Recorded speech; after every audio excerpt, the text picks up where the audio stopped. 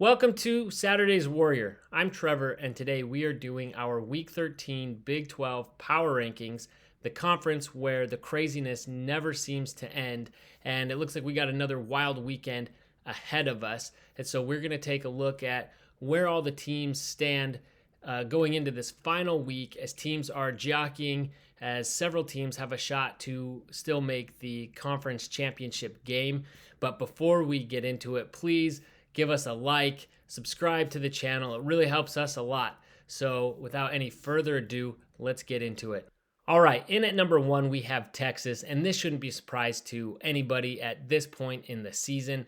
They have all but punched their ticket to the conference championship game, and they're jockeying for position to get into the college football playoff.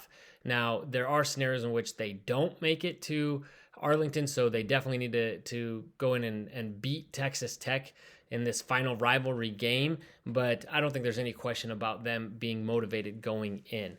And now at number two, and let's go ahead, and three and four, I kind of look at, we do these power rankings, but I really see it more as tiers. I would say these three, Texas kind of in a tier of their own. They really have been a little bit better than everybody else in the conference.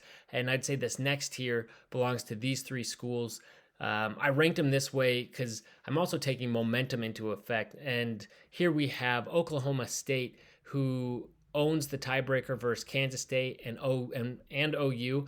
And even though the rules have been super confusing, the conference has come out and they say they haven't changed the rules, but it seems that their clarification changes the rules, that since OSU owns the tiebreaker against both these schools, that if they all win out, then they would be the one to go to the conference championship game.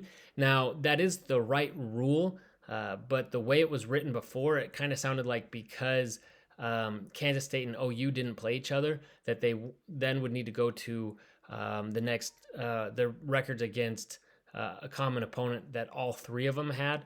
And so that was bizarre, but the uproar is not that they didn't make the rule better, it's that they did it in the middle of the season, and it's seemingly to enhance the position of Oklahoma State, much to the chagrin of OU. But then again, nobody in the Big 12 outside of Texas and OU wanted to see those two teams in the conference championship game in their final year in the conference. So anyway, I would say since OSU controls their own destiny, also they had a nice win. Kansas State, I also put above OU because they had a win, an emotional win in a pretty close game against in-state rival. And really, I think they're probably, in my opinion, I think they're probably the second best team in the conference. But because OSU does have that win over them and the tiebreaker, I put them ahead of Kansas State. And then OU beat BYU, but it was a game that it seemed like BYU lost, and OU also lost Dylan Gabriel. I saw upper body injury. I saw somewhere that it was a head injury. So there's really no saying if he'll be back for this next week. So I think that's definitely worth bringing them down, when they have to rely on a backup quarterback, especially at this point in the season.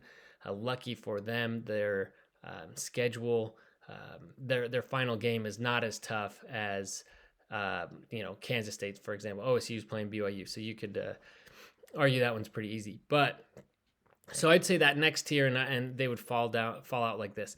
This tier after was a little bit harder. I had Kansas, even though they lost, it was a close game to Kansas State. They, for the most part, pretty much have pretty solid, they do have 4 losses now, but 3 of those really were not bad losses at all. And so they've been very solid, consistent. And then with, quarterback health improving for the team, I think things are pointing up. And it's Kansas, and the fact that they're in the top of the conference, I think, is just huge. Next is West Virginia. Now, they beat up on Cincy, no big deal, but they have they've had some highs and some lows, but they've been a very consistent and very tough team, and so I put them I had them moving up a little bit. And Texas Tech, this is the first time in weeks, most of the season, that we've had change from the top 7 and the bottom 7. And so Texas Tech moved up.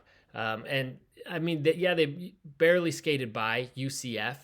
Not the most impressive wins, but what they did is they had essentially a must win because their odds of beating Texas are not great. They had a must win, and they did just enough to pull out the victory and become bowl eligible for this season. And they've had some high highs, definitely had some low lows, so they've kind of been all over the place, but I rewarded them for that. Whereas Iowa State, granted, they had a much taller task ahead of them, but they had a must win. They controlled their own destiny. We talked about the 3-way tie a moment ago, and Iowa State owned that. And they really, if they won out, they could have guaranteed they'd get into the conference championship game. And they just did not show up against Texas. Really, no shame in that loss. But I think that was enough with the big moment for Texas Tech to move ahead of them. Now, having said that, I don't know if I think Texas Tech is necessarily a better team than Iowa State.